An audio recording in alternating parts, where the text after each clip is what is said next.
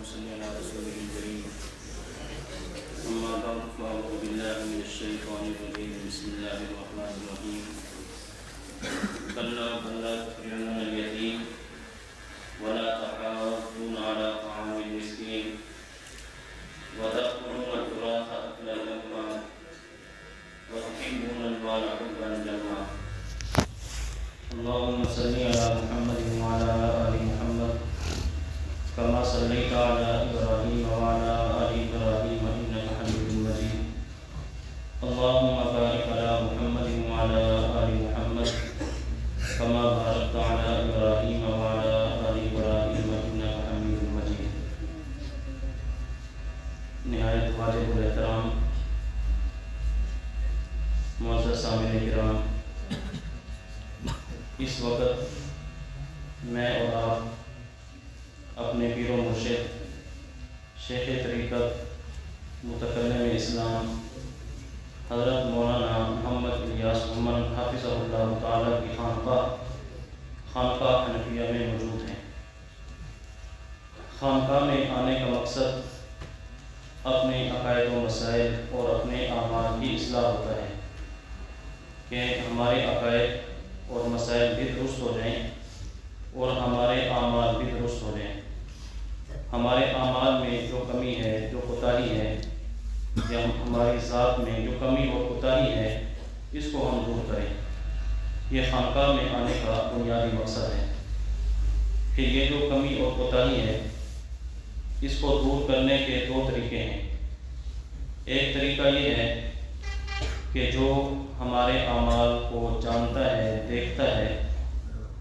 جو ہماری کمیوں کو، کوتاہیوں کو دیکھتا ہے، وہ ہمیں ہماری کوتاہیوں پر، ہماری کمیوں پر متنبہ کرے، آگاہ کرے، خبردار کرے،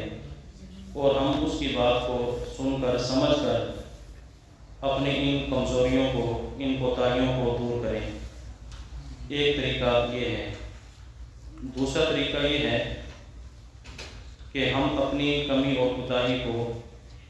کسی شیخ طریقت، کسی متبع سنت شخص کے سامنے پیش کریں اور وہ ہمیں جو طریقہ کار کرنا ہے اس کی رہنمائی کے اندر ہم اپنی کمی اور کوتاہی کو دور کریں۔ تو یہ کمی کوتاہی کو دور کرنے کے یہ دو طریقے ہیں اور یہ دونوں طریقے ہمارے سامنے ہیں، پہلا طریقہ بھی اور دوسرا طریقہ بھی۔ پہلا طریقہ کہ اللہ رب العزت نے خود قرآن کریم میں انسان کی بہت ساری کمی اور کوتاہیوں کو بیان کیا ہے۔ اسی طرح نبی کریم صلی اللہ علیہ وسلم نے احادیث مبارکہ میں انسان کی بہت ساری کمی اور کوتاہیوں کو بیان کیا ہے۔ ہم ان کو پڑھیں، ان کو سمجھیں، ان کو پر عمل کریں، ہماری کمی اور کوتاہیاں دور ہو جائیں گی۔ اور دوسرا یہ کہ اللہ رب العزت نے ہمیں ایسے افراد اور ایسے مشائخ عطا فرمائے ہیں کہ ہم ان کی رہنمائی کے اندر اپنی کمی اور کوتاہیوں کو دور کر سکتے ہیں، اپنی کمی اور کوتاہیوں کے سامنے پیش کریں، اس کا جو وہ حل بتائیں اس پر ہم عمل کریں، اس طرح بھی ہماری کمی اور کوتاہی کو دور ہو جائے گی۔ تو اللہ رب العزت نے قرآن کریم میں جو بہت ساری انسان کی کمیاں اور کوتاہیاں بتائی ہیں،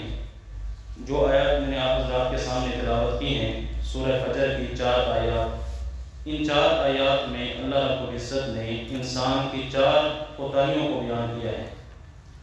نمبر 1، اللہ رب العزت فرماتے ہیں کلا بل لا تکرمون الیتیم۔ کلا حقاً کے معنی میں ہے یقینی بات ہے کہ تم یتیم کی عزت نہیں کرتے، تم یتیم کی خبرگیری نہیں کرتے، تم یتیم کی دیکھ بھال نہیں کرتے۔ ولا تحاضون علی طعام المسکین، اور تم مسکین کے کھلانے پر ایک دوسرے کو ترغیب نہیں دیتے، ایک دوسرے کو ابھارتے نہیں ہو۔ نمبر 3، وَتَأْكُلُونَ التُّرَاثَ أَكْلًا لَمًّا، فرمایا کہ تم میراث کا سارا مال کھا جاتے ہو، دوسروں کا حق بھی کھا جاتے ہو۔ وَتُحِبُّونَ الْمَالَ حُبًّا جَمًّا، اور چوتھی خرابی یہ کہ تم دنیا سے بے حد محبت کرتے ہو۔ یہ 4 کمیاں اور کوتاہیاں اللہ رب العزت نے ان آیات کے اندر انسان کی بیان کی ہیں۔ تو ان میں جو پہلی 2 ہیں وہ یتیم، مسکین، فقراء، غرباء، ان کے متعلق ہیں کہ ان کا خیال کرو۔ اور یہ دین اسلام کا یہ حسن ہے، خوبصورتی ہے کہ اللہ رب العزت نے ہمیں ایسا پیارا دین دیا ہے کہ وہ صرف انسان کو اپنی ہی ضروریات کی فکر کرنے کی دعوت نہیں دیتا، ترغیب نہیں دیتا، بلکہ جس طرح انسان پر اپنے اور اپنے اہل و عیال کی خبر گیری ضروری ہے، ان کا خیال کرنا ضروری ہے، اسی طرح اپنے رشتہ داروں میں، اپنے محلے میں، اپنے شہر، اپنے ملک میں جو غرباء، فقراء، یتیم اور مسکین لوگ ہیں ان کی ضروریات کو پورا کرنے کا بھی ہمیں حکم دیتا ہے۔ جس طرح وہ ہماری ذمہ داری ہے تو یہ بھی ہماری بہت بڑی ذمہ داری ہے۔ اور یقین جانیے کہ یہ جو غرباء، فقراء، ضرورت مند، حاجت مند لوگ ہیں، ان کے پاس بہت بڑی دولت ہے، دنیا میں نہیں لیکن آخرت کے اندر ان کے پاس بہت بڑی دولت ہے۔ حدیث پاک کے اندر اس بات کو بکثرت بیان کیا گیا ہے۔ شیخ الحدیث مولانا محمد زکریا رحمۃ اللہ علیہ نے فضائل صدقات میں احادیث لکھی ہیں۔ ایک حدیث میں نبی علیہ الصلوۃ والسلام کا فرمان ہے، آپ نے فرمایا کہ فقراء کی کثرت کے ساتھ پہچان رکھا کرو، فقراء کو دیکھا کرو، ان کی پہچان رکھا کرو، ان کے پاس بہت بڑی دولت ہے۔ صحابہ کرام نے عرض کیا یا رسول اللہ ان کے پاس کون سی دولت ہے؟ تو رسول کریم صلی اللہ علیہ وسلم نے فرمایا کہ جب قیامت کا دن ہوگا اللہ رب العزت فقراء سے یہ فرمائیں گے کہ دنیا میں جس بندے نے تمہیں میری خاطر کھلایا، پلایا، کپڑا پہنایا، اس کا ہاتھ پکڑو، اس کو جنت میں لے جاؤ۔ تو میں کہ یہ ان کے پاس دولت ہے کہ قیامت کے دن یہ اغنیاء، مالدار لوگوں کی سفارش کریں گے، ان کا ہاتھ پکڑ کر ان کو جنت کے اندر لے کر جائیں گے۔ اور ایک حدیث میں بڑی عجیب بات ہے، حدیث پاک میں ہے نبی کریم صلی اللہ علیہ وسلم نے فرمایا کہ قیامت کے دن اللہ رب العزت فقیر آدمی سے اس طرح معذرت کریں گے جس طرح ایک انسان سے معذرت کرتا ہے، اور اللہ تعالیٰ فرمائیں گے اے میرے بندے، میری عزت کی قسم، میرے جلال کی قسم، میں نے دنیا میں تجھ سے دنیا کو اس لیے دور نہیں رکھا کہ میرے ہاں تیری کوئی قدر نہیں تھی، میرے ہاں کوئی تیرا کوئی مقام نہیں تھا، میں کہ نہیں، بلکہ فرمایا گیا میرے بندے میں نے دنیا تجھ سے اس لیے دور رکھی تھی کہ آج آخرت کے دن تیرے لیے بہت بڑا اعزاز و مقام تھا، اس لیے میں نے تجھ سے دنیا دور رکھی ہے۔ آج میں نے یہاں سب لوگوں کے سامنے تجھے ایک اعزاز عطا کرنا ہے، ایک مقام دینا ہے، اس وجہ سے میں نے تجھ سے دنیا کو دور رکھا ہے۔ پھر اللہ رب العزت فرمائیں گے میرے بندے میں یہ جہنمیوں کے صفیں ہیں، ان جہنمیوں کے صفوں کے اندر چلا جا، جس نے تجھے میری خاطر کھلایا، پلایا، کپڑا پہنایا، تیری ضرورت کو پورا کیا، اس کا ہاتھ پکڑ، اس کو جنت کے اندر لے جا۔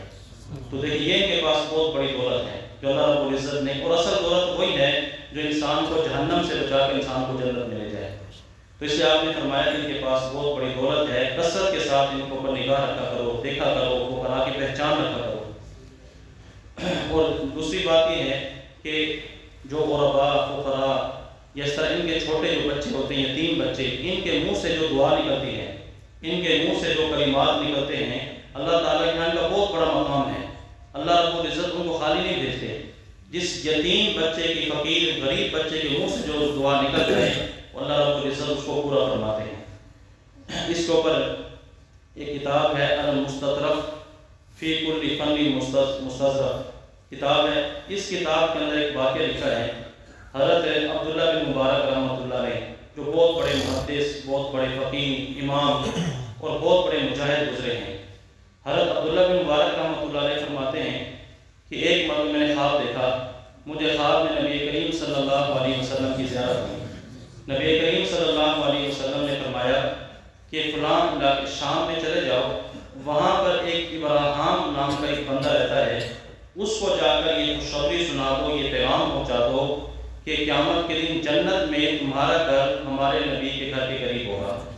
یہ نبی علیہ السلام نے حضرت عبداللہ بن مبارک کو خواب کے اندر پیغام دیا۔ تو جیسے عبداللہ بن مبارک رحمۃ اللہ علیہ نیند سے بیدار ہوئے تو فوراً آپ کو فکر لاحق ہوئی کہ نبی علیہ السلام کا پیغام ہے، اور نبی علیہ السلام کو جو بندہ خواب میں دیتا ہے وہ نبی علیہ السلام ہی ہوتے ہیں، کیونکہ شیطان آپ کی صورت اختیار نہیں کر سکتا۔ تو نبی علیہ السلام کا پیغام ہے، میں آپ جتنی جلدی ہو سکتا ہے اس پیغام کو میں اس بندے تک پہنچاؤں۔ تو کہتے ہیں میں شام کے اندر پہنچا، میں نے وہاں جا کر پوچھا کہ ابراہیم نام کا کوئی بندہ ہے، تو وہاں کے لوگوں نے بتایا کہ ہاں یہ تو بہت بڑا آدمی ہے، ابراہیم تو بڑا مشہور معروف آدمی ہے۔ تو کہنے لگے مجھے اس سے ملاؤ، مجھے ضروری کام ہے۔ کہنے لگے حضرت آپ تو بہت بڑے امام ہیں، مسلمانوں کے بہت بڑے امام، فقیہ، مجتہد ہیں، لیکن ابراہیم وہ تو آتش پرست ہے، وہ تو آگ کا پجاری ہے، تو آپ کو اس سے کیا کام ہے؟ حضرت عبداللہ بن مبارک فرماتے جب یہ بات میں نے سنی کہ وہ تو مسلمان ہی نہیں ہے، وہ تو آتش پرست ہے، کہتے ہیں میں بڑا حیران ہو گیا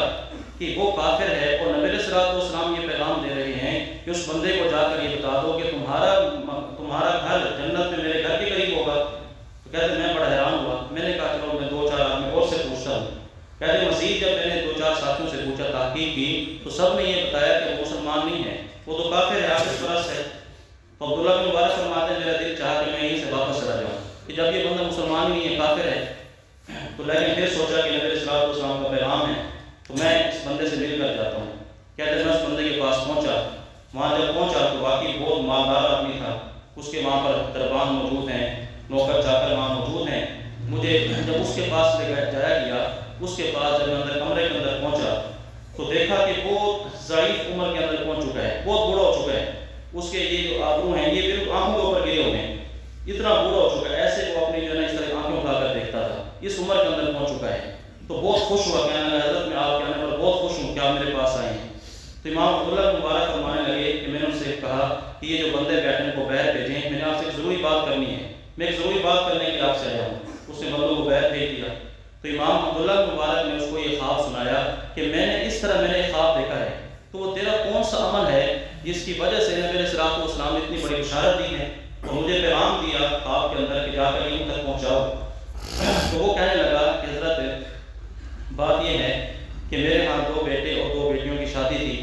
میں نے ان کی شادی پر بہت بڑا اہتمام کیا، بہت بڑی دعوت رکھی، حتیٰ کہ آس پاس کے جتنے بھی علاقے تھے سب کو دعوت دی اور 1 ہفتہ میرے ہاں کھانے چلتے رہے، اور ترتیب یہ تھی کہ ایک یہ فلاں دن فلاں علاقے والوں کے لیے، فلاں دن فلاں علاقے والوں کے لیے ہے، اس طرح لوگ دور دراز سے آتے رہے اور میرے یہاں آ کر کھانا کھاتے رہے۔ تو کہتے ہیں ایک دن میں اپنی گھوڑی پر سوار ہو کر سیر کے لیے نکلا تو میں ایک گھر کے پاس سے گزرا، دیکھا اندر سے رونے کی آواز آ رہی ہے، بچوں کے رونے کی آواز آ رہی ہے۔ میں نے آواز سنی، اپنی گھوڑی روکی، دستک دی دروازے پہ، یہ بچے کو دستک دی، پوچھا کون؟ میں نے کہا ابراہیم۔ یہ بچے کیوں رو رہے؟ میں نے کہا اس لیے کہ 1 ہفتہ ہو گیا ہے گھر کے اندر کھانے پینے کے لیے کچھ نہیں ہے، یہ بچے بھوک کی وجہ سے، پیاس کی وجہ سے رو رہے ہیں، ان کے پاس کھانے کے لیے کچھ نہیں ہے، میں ایک بیوہ عورت ہوں، میں باہر کہاں جاؤں، کہاں سے میں لے کر کے کھلاؤں؟ تو کہنے جب کہ میں نے بات سنی تو بس اس نے میرا نام سنا ابراہیم، کہنے لگی وہی ابراہیم جس کے ہاں 1 ہفتے سے دعوت چلتی رہی، جس کے ہاں اتنے لوگ دور دور سے آ کر کھانا کھاتے رہے، وہی ابراہیم ہوں؟ نے کہا ہاں میں وہی ابراہیم ہوں۔ تو کہتے ہیں مجھے اس عورت کا یہ جو اس نے جملہ مجھے جب یہ سنا میں نے تو میرے رونگٹے کھڑے ہو گئے، لرزت طاری ہو گیا کہ میرے گھر کے قریب ایک پڑوسی وہ بھوکا ہے، وہ پیاسا ہے، گھر کے اندر فقر و فاقہ ہے، اور دور دراز کے لوگ میرے گھر کے اندر آ کے کھانا کھا رہے ہیں۔ کہتے اسی وقت میں گیا، میں نے راشن اٹھایا، کھانا اٹھایا، کپڑے اٹھائے، چیزیں بچوں کی چیزیں اٹھائی کھلانے کے لیے، میں فوراً اس عورت کے گھر کے پاس لے کر پہنچا، دروازے پہ دستک دی، میں نے کہا یہ میں سامان لے کر آیا، مجھ سے معذرت بھی کی اور اس کے سامنے سامان پیش کیا۔ اب میں نے کہا یہ بچے ان کی رونے کی میں نے آواز سنی ہے، ان کو یہ چیزیں دے تاکہ میں ان کو خوشی میں دیکھوں، ان کو ہنستا ہوا دیکھوں۔ کہتے ہیں بچوں کو جب چیزیں دی گئی، کھانے پینے کی چیزیں، کچھ پیسے دیے گئے، کہتے ایک بچی کو دیکھا، میں نے ایک بچی کو دیکھا کہ اس نے ہاتھ اٹھائے اور اس نے یہ دعا کی ہے کہ یا اللہ ابراہیم کا گھر ہمارے نبی کے گھر کے ساتھ بنا دے، جنت میں ابراہیم کا جو گھر ہے ہمارے نبی کے ساتھ جنت میں بنا دے۔ کہتے لگتا ہے وہ جو بچی تھی جو اس نے دعا دی ہے نا، تو اس بچی کی دعا قبول ہوئی ہے، اس وجہ سے نبی علیہ الصلوۃ والسلام نے فرمایا ہے کہ ابراہیم کا گھر جنت میں میرے گھر کے قریب ہوگا۔ تو عبداللہ مبارک رحمۃ اللہ علیہ فرمانے لگے بس یہی بات ہے، واقعی اس بچی کی یہ دعا ہے، اس بچی نے یہ دعا دی ہے، اور اللہ کے ہاں غریب یتیم فقیر بچے کی دعا کا بڑا مقام ہے، اللہ نے خاص کو واپس نہیں بھیجتے۔ اس بچی کی دعا تیرے حق کے اندر قبول ہوئی ہے، اس نے میرے الصلوۃ والسلام نے تجھے بشارت دی ہے۔ عبداللہ مبارک فرماتے میں آنے لگا تو مجھے کہنے لگے کہ عبداللہ جاتے کہاں ہو، مجھے کلمہ پڑھاؤ، مجھے مسلمان کرو۔ کہتے اسی وقت انہوں نے کلمہ پڑھایا، اسی وقت مسلمان ہو گئے۔ اب دیکھیں کلمہ بھی پڑھ لیا، مسلمان بھی ہو گئے، اب وہ سارا جو ایک شک تھا کہ یہ کافر ہے جنت میں کیسے جائے گا وہ بھی ختم ہو گیا۔ تو دیکھیں اس فقیر غریب یتیم بچی کی دعا کی وجہ سے اللہ رب العزت نے دنیا میں اس کو بہت بڑا یعنی کہ بہت بڑا انعام دیا، بہت بڑی نعمت ایمان عطا کی ہے۔ دنیا میں ایمان سے بڑی کوئی دولت نہیں ہے، سب سے بڑی دولت اللہ رب العزت نے وہ اس فقیر یتیم کی بچی کی دعا سے وہ بھی اللہ رب العزت نے اس کو عطا کی، اور جنت کے اندر اتنا بڑا مقام عطا فرمایا کہ اپنے محبوب صلی اللہ علیہ وسلم کے گھر کے قریب اس کو گھر عطا فرمائی۔ تو یہ ہے میں عرض کر رہا تھا غریب مسکین بچے ان کے منہ سے جو دعا نکلتی ہے، جو کلمات نکلتے ہیں، اللہ تعالیٰ کے ان کا بہت بڑا مقام ہوتا ہے، اللہ رب العزت کو خالی نہیں بھیجتے۔ اس لیے ہمیں چاہیے کہ ہم خود ایسے لوگوں کو تلاش کریں۔ آج تو یتیم ہم سے مانگنے کے لیے آ جائے، ہم اس کو جھڑک دیتے ہیں، تو حالانکہ قرآن کیا کہتے ہیں، فَأَمَّا الْيَتِيمَ فَلَا تَقْهَرْ، یتیم کو مت جھڑکو، سائل کو مت ڈانٹو، اس کو ڈانٹنا نہیں ہے۔ لیکن ہمارے اسلاف کا طریقہ یہ تھا کہ وہ خود تلاش کیا کرتے تھے، ایسا نہیں کہ جو ان کے پاس آئے اس کو دیتے، بلکہ خود تلاش کرتے۔ حضرت عمر بن عبدالعزیز رحمۃ اللہ علیہ کے دور خلافت میں، ان کے دور میں فرمایا کہ یہ حالت تھی کہ لوگ نفل پڑھتے، دعا کرتے کہ یا اللہ سے دعا کرتے، یا اللہ میں یہ مال لے کر جا رہا ہوں، مجھے کوئی ایسا بندہ مل جائے کہ جس کو میں یہ مال اپنا عطا کر دوں۔ کوئی بندہ لینے والا بھی نہیں ہوتا تھا، اتنا وہ انصاف کا دور، اتنا جو ہے وہ اچھا دور تھا کہ جس کے اندر لوگ ان کی خود دعا کر کے جاتے ہمارا کوئی مال کسی مستحق کو مل جائے، تو خود تلاش کیا کرتے تھے۔ آج اگر ہم تلاش کریں تو یقین جانیے ہر گلی کے اندر، شاید ہر گھر کے اندر ہمیں جو نا غربا فقراء ایسے نظر آئیں گے اپنے محلے میں، رشتہ داروں کے اندر، تو اس وقت ہماری ان چیزوں کے ضرورت مند ہیں، اس وقت ان کو ضرورت ہے۔ اس لیے ہمیں چاہیے کہ جہاں ہم اپنی ضرورت کا خیال کرتے ہیں، یہ سردیوں کا موسم ہے، اب سردیوں کے اندر دیکھیں چادر کی ضرورت ہے، سردیوں کے اندر جرسی کی ضرورت ہے، جرابوں کی ضرورت ہے، جوتوں کی ضرورت ہے۔ ہم ایسے اپنے رشتہ داروں کی فہرست بنائیں، ہم ان کو دیکھیں کہ کون کون سے ہمارے رشتہ داروں کے اندر، محلے کے اندر، گاؤں کے اندر ایسے لوگ موجود ہیں، اور چپ کر جا کر ان کو جو ہے وہ چیز وہاں پر پہنچا دیں۔ اب ان کے منہ سے جو دعا نکلے گی، جو کلمات نکلیں گے، آپ اندازہ کریں، ایک تو خود ہماری ذمہ جو ایک کام ہے یہ بھی پورا ہوگا، ذمہ داری بھی پوری ہو جائے گی، اور اللہ تعالیٰ ان کی دعا کی برکت سے ہمیں دنیا و آخرت کے اندر بہت کچھ عطا فرما دیں گے۔ اس سے غریبوں کا خیال کرنا، یتیموں کا خیال کرنا، اس پر بہت بڑی بشارتیں ہیں، بہت بڑی اس کی فضیلتیں ہیں۔ اور ایک اور حضرت عبداللہ بن مبارک رحمۃ اللہ علیہ، انہی کا واقعہ وہ بھی آپ کی خدمت میں عرض کر دوں، تذکرۃ الاولیاء کتاب ہے، اس میں حضرت عبداللہ بن مبارک کا واقعہ لکھا ہے، فرماتے ہیں کہ میں حج پر گیا، جب حج کے افعال سے فارغ ہوئے تو میں وہاں پر مسجد حرام کے اندر سو گیا۔ میں جب سویا تو میں نے خواب میں دیکھا کہ دو فرشتے خواب میں باتیں کر رہے ہیں، دو فرشتے باتیں کر رہے ہیں۔ ایک فرشتہ دوسرے سے پوچھتا ہے کہ اس سال کتنے لوگ حج میں شریک ہوئے اور کتنے لوگوں کا حج قبول ہوا؟ تو کہتے ہیں، دوسرا فرشتہ کہتا ہے کہ 6 لاکھ لوگ حج میں شریک ہوئے اور کسی کا بھی حج قبول نہیں ہوا۔ 6 لاکھ لوگ حج میں شریک ہوئے تو دوسرا کہتا ہے کہ کسی کا بھی حج قبول نہیں ہوا۔ عبداللہ بن مبارک فرماتے ہیں کہ اس فرشتے نے سے پوچھا کتنے لوگ، کسی کا بھی حج قبول نہیں ہوا۔ پھر اس نے خود بتایا کہ ایک دمشق کا ایک موچی جو ذات کا موچی ہے، مایا کہ اس موچی کی وجہ سے